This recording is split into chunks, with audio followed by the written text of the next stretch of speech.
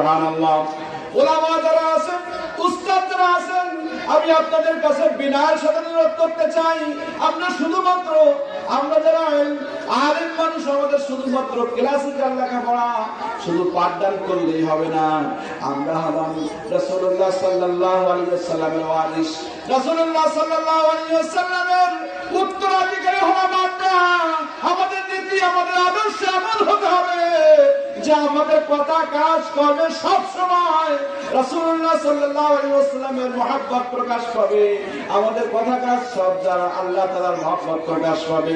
আমাদের কাছে মানুষ আসলে জান্নাতে যাওয়ার জন্য নবী হবে, আমাদের কথাবার্তা শুনলে মানুষ আল্লাহকে পাওয়ার জন্য ব্যস্ত হবে, আমাদেরকে সাথে মিশলে মানুষ জান্নাতে যাওয়ার জন্য ব্যস্ত হবে।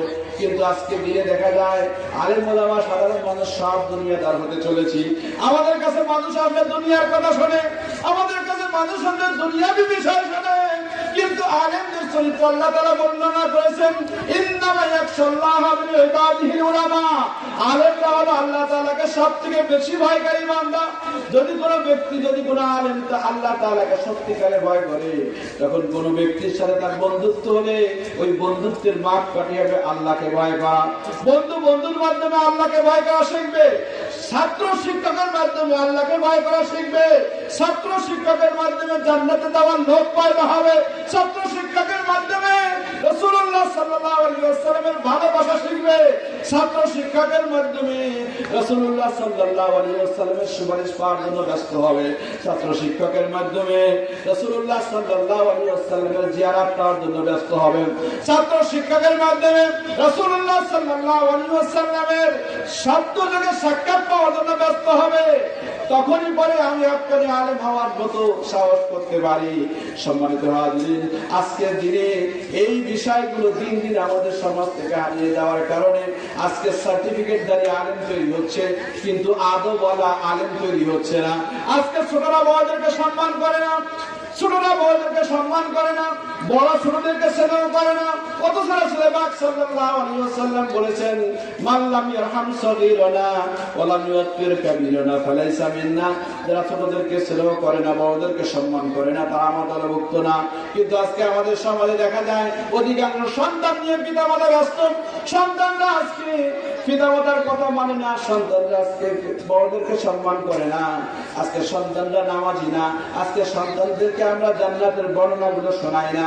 জান্নাতের ভিতরে কি আছে, কি নিয়ামত আছে, জান্নাতে গেলে কি কি পাওয়া যাবে। আমার নবী মুহাম্মদ রাসূলুল্লাহ সাল্লাল্লাহু আলাইহি ওয়াসাল্লামের চরিত্র কেমন ছিল, তার আদর্শ কেমন ছিল, তিনি কেমন করে হাঁটতেন, তিনি কেমন করে কথা বলতেন, তার সাথে যদি স্বপ্ন থেকে সাক্ষাৎ পেতে হয় কিভাবে জীবন গড়তে হবে, তার সাথে যদি মধুর সম্পর্ক, তার সুপারিশ পেতে হয়, তাহলে আমার জীবন কেমন হবে। প্রতিটি বিষয়ে যদি আমরা পিতামাতা উস্তাদরা যদি এইভাবে শিক্ষা দিতে থাকি, একটা সময় দেখা যাবে ওই ছাত্ররা, তাদেরকে আর আদব শিক্ষা দেওয়া লাগবে না, অটোমেটিক্যালি তারা আমাদের কাছে আসবে, তারা আমাদের কাছে জানতে চাইবে যে ইয়া উস্তাদ বা হে আমার আব্বা, ও আমার মা, আমি কিভাবে নবী মুহাম্মদ রাসূলুল্লাহ সাল্লাল্লাহু আলাইহি ওয়াসাল্লামের সুপারিশ পাবো। সাহাবায়ে রাদিয়াল্লাহু আনহু তারা রাসূলুল্লাহ সাল্লাল্লাহু আলাইহি ওয়াসাল্লামকে দেখে শান্তি পেতেন, কোন দুঃখ কষ্ট পেলে পরে রাসূলুল্লাহ সাল্লাল্লাহু আলাইহি ওয়াসাল্লামের কাছে গিয়ে তারা আবদার করতেন, সব বিষয়গুলি তারা জানায় দিতেন। কিন্তু আজকে আমাদের সমাজে এই সমস্যাগুলো দিন দিন বৃদ্ধি পাওয়ার কারণে সন্তান নিয়ে সবাই চিন্তিত, কি স্কুলে পড়ুক, কি কলেজে পড়ুক, স্কুল পড়ুক তো কোনো কথাই নাই, মাদ্রাসায় পড়লো তারও টেনশনের শেষ নাই যে কি হবে, আমার সন্তানরা আলেম হবে কিনা, আমার সন্তানরা নেককার হবে কিনা, আমার সন্তানরা অনুগত হবে কিনা। এই চিন্তা, এই পেরেশানিতে আমরা সবাই ব্যতিব্যস্ত।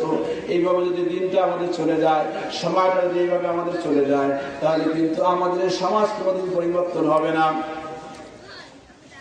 সম্মানিত হাজিরিন, এভাবে করে করে আমরা যদি প্রত্যেকের স্থান থেকে একটু চেষ্টা করি যে কিভাবে সমাজটা পরিবর্তন করা যায়। সমাজ পরিবর্তনের প্রধান দায়িত্ব ছিল আলেম ওলামা। আলেমরা যদি নেককার হয়, আলেমরা যদি আল্লাহওয়ালা হয়, আলেমরা যদি আল্লাহর দরবারে ফরিয়াদ করতে থাকে, দোয়ার যে হাদিসটা বলতেছিলাম, রাসূলুল্লাহ সাল্লাল্লাহু আলাইহি ওয়াসাল্লামের দরবারে জিজ্ঞাসা করা হলো, আইয়ু দুআই আসমাউ, কোন দোয়া বেশি কবুল করা হয়? রাসূল পাক সাল্লাল্লাহু আলাইহি ওয়াসাল্লাম উত্তর দিলেন, দুআউ জাওফিল লাইলিল আখিরি রাতের মধ্যভাগের শেষ ভাগের দোয়া আল্লাহ তাআলা কবুল করেন, বলেন সুবহানাল্লাহ। আদবুরুস সালাতি সালাওয়াতুল মাকতুবা, ফরজ নামাজের পরে দোয়া কবুল হয়, বলেন সুবহানাল্লাহ। ফরজ নামাজের পরে দোয়া করলে এখন বিদআত হয়ে গিয়েছে। আমি ইমাম সাহেবদেরকে বলতে চাই, আলেমদেরকে বলতে চাই, আমি যদি দোয়া না করি এই মুসল্লিরা দোয়া করা শিখবে কার কাছ দিয়ে? হাদিস শরীফে রয়েছে যেই ব্যক্তি এই নামাজ পড়ে, as-salatu masna masna, নামাজ হলো 2 রাকাত করে ফিহিমা তাশাহুদুন, এরপরে রয়েছে তাশাহুদ। এই তাশাহুদের পরে তামাসসুরুন ওয়া তাখাশশুরুন ওয়া তাদাররুন, নামাজের ভিতরে রয়েছে বিনয় নম্রতা, নামাজের ভিতরে রয়েছে নম্রতা এবং দরিদ্রতা প্রকাশ করা। যখন নামাজ শেষ করবে ফাকনা ইয়াদাইকা ইলা রাব্বিক, তুমি তোমার হাতকে আল্লাহর কাছে উঠাবা, এরপরে আল্লাহর কাছে দোয়া ফরিয়াদ পেশ করবা। হাদিস শরীফ যদি না পড়েন, হাদিস তো আপনার যদি না পড়েন, শুধু শুনেই মুসল্লি হন, তাহলে হাদিস খুঁজে পাওয়া যাবে না। আপনি সূরা ইনশিরাহ শেষ আয়াত আম্মাম ফাইদা ফারাগতা ফানসাব, ফাইদা ফারাগতা ফানসাব, যখন তুমি নামাজ শেষ করবা তখন তুমি নিয়োজিত হও, নিমগ্ন হও। এই আয়াতের তাফসিরে ইবনে কাসিরের ভিতরে হযরত আব্দুল্লাহ ইবনে আব্বাস রাদিয়াল্লাহু তাআলা আনহু হাদিস মানে তাফসীর করেছেন যে তুমি নামাজ শেষ করবা, নামাজ শেষ করে তুমি কি করবা? দোয়ার ভিতরে নিমগ্ন হবা। তা আব্দুল্লাহ ইবনে আব্বাস রাদিয়াল্লাহু তাআলা আনহু থেকে বড় উপস্থিতি আমরা তাফসীরে জালালাইন খুলে দেখেন, সেখানেও একই কথা। কিন্তু আমরা ফতোয়া দিচ্ছি দোয়া করে বিদায় দাও, এদের উঠায় দেন, দোয়া করার যেভাবে উঠায় দেন, একটা সময় আপনার সন্তান আপনার জন্য দোয়া করবে না, আপনার পরিবার আপনার জন্য দোয়া করবে না।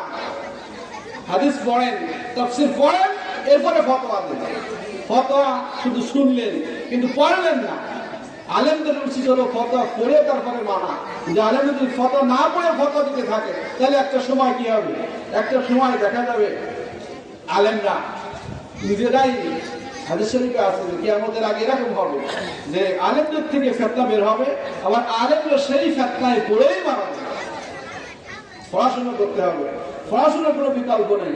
পড়াশোনা না করে ফতোয়াবাজি করলে দিন দিন কিন্তু আমরা কি হয়ে যাচ্ছি? ইলম শূন্য আলেম হচ্ছি, আমল শূন্য আলেম হচ্ছি। আল আলেম বিলা আমাল কাসামারি বিলা সাজারি, আলেম ইলম শূন্য আলেম ফলবিহীন গাছের ন্যায়। আজকে মনে করেন আমরা আজকে অনেক পদবিওয়ালা, অনেক কিছুওয়ালা, এক একজন আলেম আমরা হচ্ছি, কিন্তু আমাদের যদি ইলম না থাকে, অর্থাৎ আমল না থাকে, তাহলে এর কি মূল্য আছে? আমার যদি একটা মানুষ কিনা হয় জান্নাতের দিকে আকৃষ্ট না হয়, আমার যে একটা মানুষ যদি জাহান্নাম থেকে মুক্তির আশা না করতে পারে, আমার যে একজন মানুষ যদি আল্লাহওয়ালা হওয়ার মানসিকতা তৈরি না হয়, আমাকে যদি একজন মানুষ আল্লাহর পথের প্রতীক না হয়, তাহলে আমি কেমন আলেম?